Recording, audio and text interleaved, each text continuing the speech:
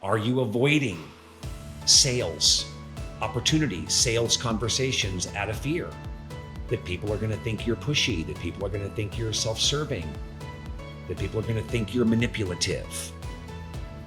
Instead of stepping in and allowing powerful conversations out of your love for serving others and for serving their dreams. Are you letting outdated stories that you're telling yourself about what it means to sell hold you back from your dream coaching business? And if any of this sounds familiar, I've got really, really good news. You can change it. You can transform all of that starting right now.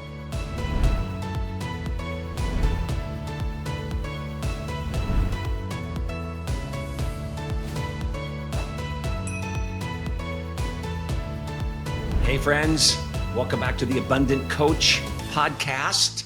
Today, we are diving in to a topic that every coach who wants to succeed is required to hear.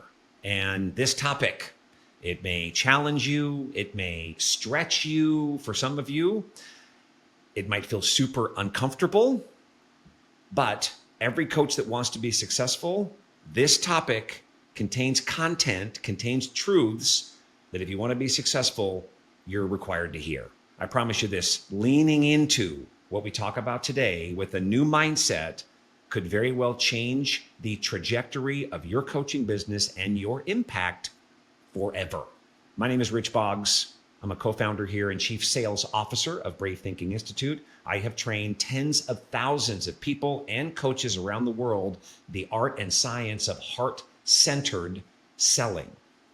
And today's content, I believe, could absolutely, just like thousands who have come before you, change everything for the success of your coaching business. So take a deep breath with me. Let's try on right now a brand new level of transformational willingness together.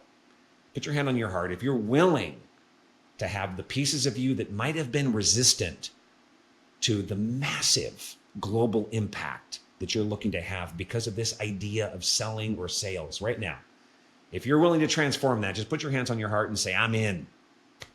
Say, I'm really in. All right. I can feel it. I can feel you're in. So first off, if you're a coach, guess what? You're already in sales. You are already a sales person, whether you realize it or not. And not only that, but if you think you're a great coach, but just not a very good salesperson, guess what? And I say this with love. You're kidding yourself. You're kidding yourself because they are inseparable, those two. You cannot truly serve people at the level that you're capable of and help them take a scary step, help them decide and take action, help them feel afraid and do it anyway. You're not able to do that if you're not willing to master the art of that very first moment where they do that. And guess what? That's on the sales call. That's on your very first enrollment call or your very first strategy session, period. So let's unpack this, because what I'm going to walk you through today, there's 5 or 6 things that we're going to unpack together to really help with this idea of being this heart-centered master at the idea of the very first conversation, right? Which is the sales conversation. I want to start by telling you a quick story about Bob Proctor. We are very fortunate here at the Brave Thinking Institute, founded by Mary Morrissey, that Mary and Bob were the best of friends for decades. And so I got to coach with Bob, very grateful, before he passed away a few years ago. And I got to interview Bob in one of the sales programs that we give to our certified life coaches here at the Brave Thinking Institute. And I got to ask Bob an impromptu question when I was interviewing him about heart-centered sales many years ago. I asked Bob, this wasn't on the agenda for that particular interview. I said, Bob, let me ask you a question. How much of your overall success would you place on being a good salesperson? This was an impromptu question, not planned. How much of your success would you give to being a really good salesperson? And Bob, I heard a deep breath. And Bob said, that's a good question. And then he sat with it for a minute, and then he leaned in and said, 100%. And I said, wait a minute, 100%? I wasn't expecting that. 100% of your success overall, you would place on being a good salesperson. And Bob said, of course, Rich, because selling is serving. And it's in that first conversation you're having with a potential client. Sales is not something you do to someone. Sales is something you do for someone. The enrollment conversation becomes a vehicle to help shift an initial paradigm, help someone say yes, help the part of that yes, that part of them win over the part of them that wants to argue again for why they can't, and move in the direction of their dream. That's your enrollment conversation. That is sales. So let's now unpack the common traps that hold some coaches back. Some of the most common traps that I see when it comes to sales holding coaches back. Number one is waiting for clients to come to you. Maybe you're the kind of person that posts a lot of content, you send a lot of emails, you go live, you're doing workshops, in-person workshops, maybe virtual workshops, and you're hoping, you're wishing and hoping that someone's going to say, wow, this person is amazing. I should definitely pay them thousands of dollars to change their lives. And here's the thing, hope is not a strategy, and wishing and hoping, that energy creates simply more wishing and hoping. That's all it does. I remember the day Mary Morrissey taught me, we become what we are. We don't get what we're wishing and hoping for. Wishing and hoping simply creates more wishing and hoping. And that is a very constrictive energy versus being the one who's doing the thing. And great coaches are able to enroll their clients into new ideas and new action steps on a regular, repeated basis. Not just in the coaching and not just in your strategy session, not just in the sales portion, but all throughout.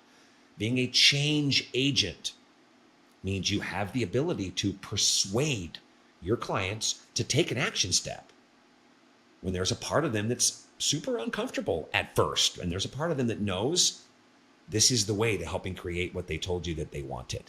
So just putting out a lot of content and then waiting for people to come to you and magically pay you is actually pretty common. Not a strategy for success, and quite common. The second common trap is avoiding the actual offer.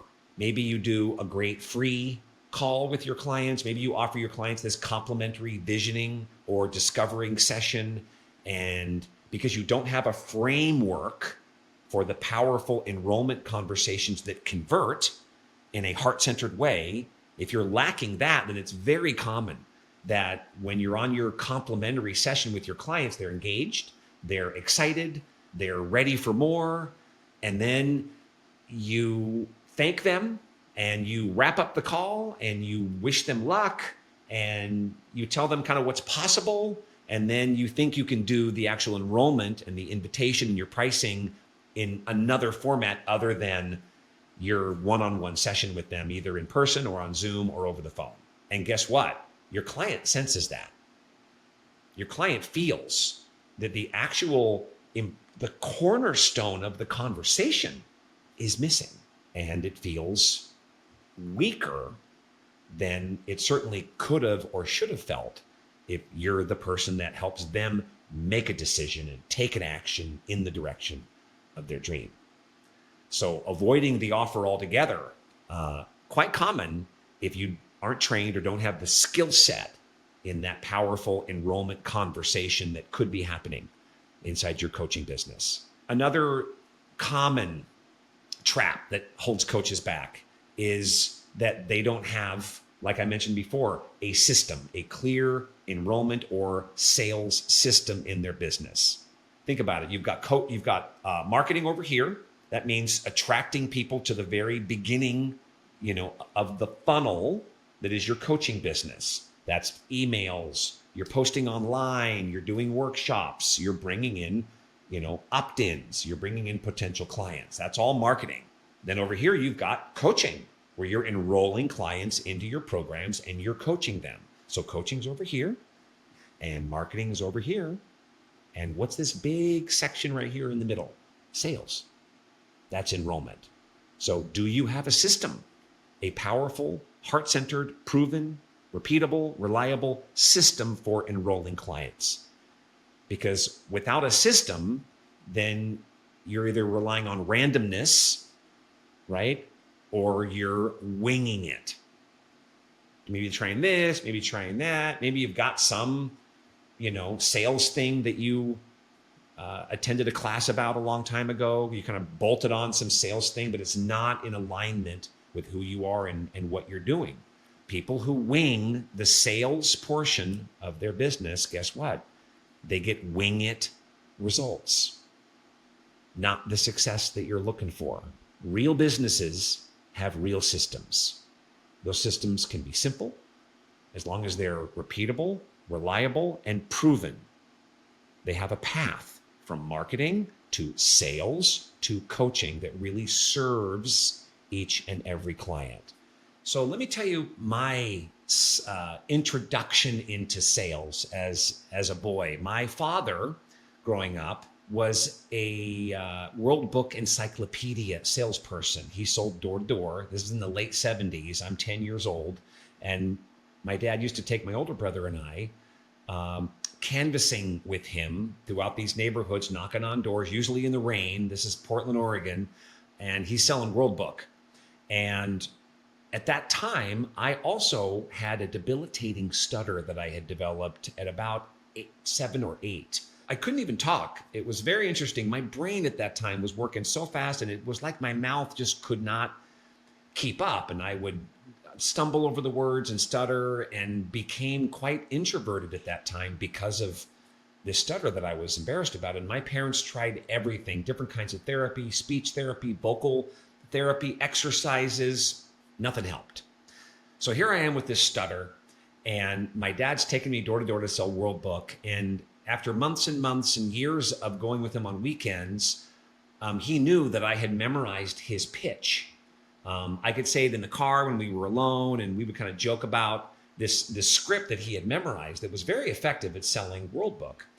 And one day in one neighborhood on a Saturday, I remember my dad got down on one knee and he said, "Rich, at the next door, you're up." And I'm like, no, I'm not. And he goes, "You're up. You're going to sell the next door." And my dad knocked on the next door, and then he backed away, and I'm standing there, and the door opens, and there's this gentleman there. And I just said, "Hi, my name is Richie Boggs, and this is my dad, Haven Boggs, and we are official World Book Encyclopedia representatives. And have you ever been frustrated because you're looking for information about a famous sports figure or a foreign land or an exotic animal, and you don't have that information at home, and you don't want to leave the house, and you're stuck, and you're at home, and you want this information, and you're super irritated? Well, guess what? Those days are over, because we've got World Book Encyclopedia, because it's 1979 and Google hasn't been invented yet." No. But I remember delivering that pitch at that front door as a little kid, 10 years old, and that gentleman did not buy World Book Encyclopedias.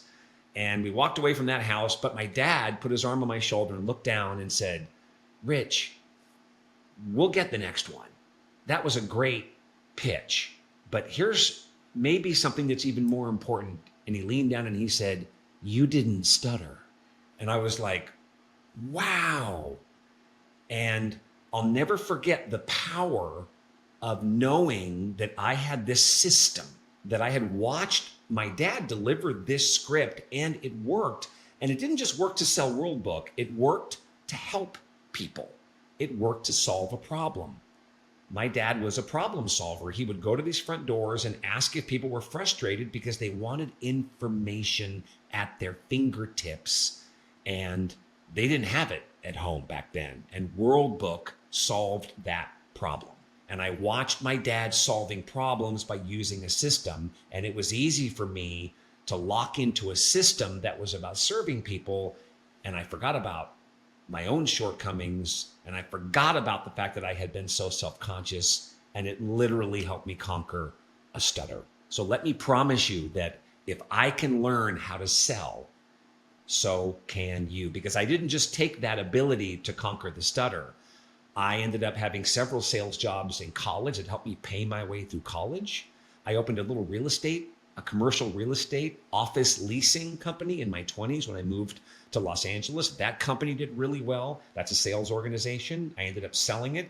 I started 2 different financial service firms in my early and late 30s. I sold those companies, and then I joined the Brave Thinking Institute to build the sales team here and to take what I had learned about heart-centered sales and building up and selling 3 companies. And I have the extreme pleasure of selling all of our life coaches, teaching all of our life coaches how to sell. I do have to sell some of our life coaches that are resistant to selling into the idea that this is not just going to help them create substantial impact in the world and income that's attractive, but it's the secret to transforming those potential clients' lives by having this skill set. And so take it from somebody that is a selective extrovert, meaning I can turn on that personality, but naturally I'm an introverted person, grew up with a debilitating stutter. If I can do this, you can do this. That is a heart-centered promise from me, your heart-centered sales coach. And so the last thing I want to talk about is that idea that sales is simply a service-based skill set. And if you are still telling yourself right now, look, I'm a great coach, but I'm not a very good salesperson, I want to get real with you. You're not the coach you think you are if you're resistant to this idea of transforming someone's behavior, transforming someone's life in a strategy session, and that the first session is the most important opportunity you have to show that person that you have that transformational ability. Great coaches don't just help people once that person has paid. Great coaches help that person lean into new ideas the first time you're speaking with them, leaning into the idea that people are invested in what they're invested in, helping people understand the idea of having real skin in the game and how important that is to taking meaningful action to change their life. You don't have to be born with it. You know Michael Jordan, who got cut from his high school basketball team and locked himself in his room and cried at 14 years old. Michael Jordan says, champions are not born, champions are made. And heart-centered, powerful salespeople like Mary Morrissey, like Bob Proctor, like many, many spiritually based, strong teachers and speakers that you know, they are really effective salesperson. They're enrolling us in brand new ideas and helping us take scary action that we would have never taken if we hadn't listened to that specific individual. And every single one of those people, they learned it. We're not born with it. I was not born. I'm not a born salesperson. I learned it from, at first, my dad, and then from other mentors and coaches and business people along the way. Treating sales like the service-based skill set that it is, it just becomes required. If your goal is to run a thriving, sustainable, successful coaching business, just like you studied coaching and you learned the tools, just like you've studied marketing, hopefully, and you've learned those tools. Some people learn, tapping. Some people learn somatic breath work. Some people learn massage therapy, and then they're adding coaching to their massage therapy business. It's all learnable. And when you learn it, everything opens up for you, for your business, for your clients, and for their transformation. And clients become easier to enroll. Your income not just stabilizes, your income becomes greater and greater in its increase. Your confidence skyrockets, and the ripple effect of that confidence in sales spreads into the marketing work that you're doing, into your willingness to be visible, and into the strength of your coaching, where you're not backing down when clients are getting, nervous about how pushy you're being and helping them take action. Once they're a client, you can take them back to the strategy session where they first said yes to this new system that you're delivering, even though a part of them was scared. And most importantly, your impact. Your impact multiplies when you learn this service-based skill set that is heart-centered sales. So here's what I want to leave you with today. I want to take a few minutes and reflect on this. what is the current mindset you have around sales? 1 to 5. And is it moved a little just because we've been here in this podcast together? Hopefully it has. But what is the current mindset? Notice what you're noticing and really be honest with yourself. Are you shrinking away from the very moment in the very first conversation that could change someone's life for the better forever?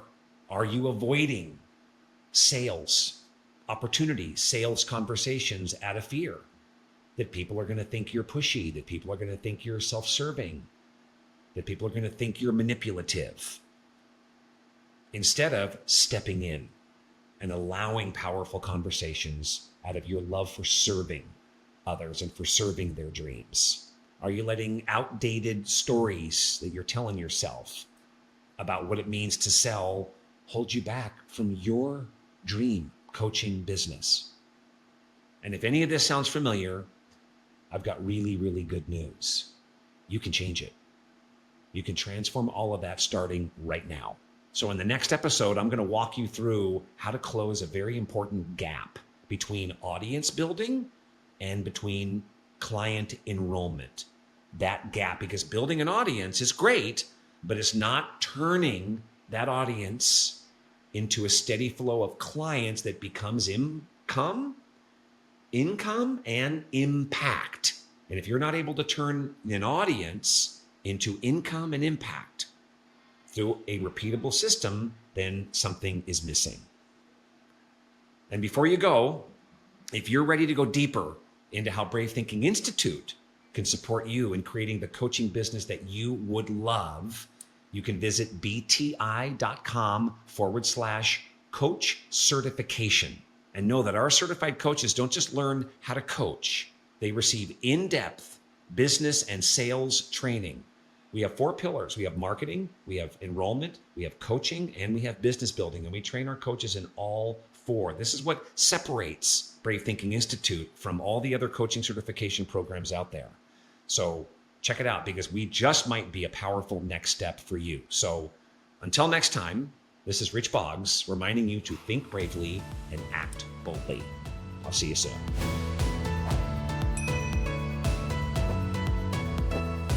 If you enjoyed this video, please click the like button and subscribe to our YouTube channel so that you never miss a new upload.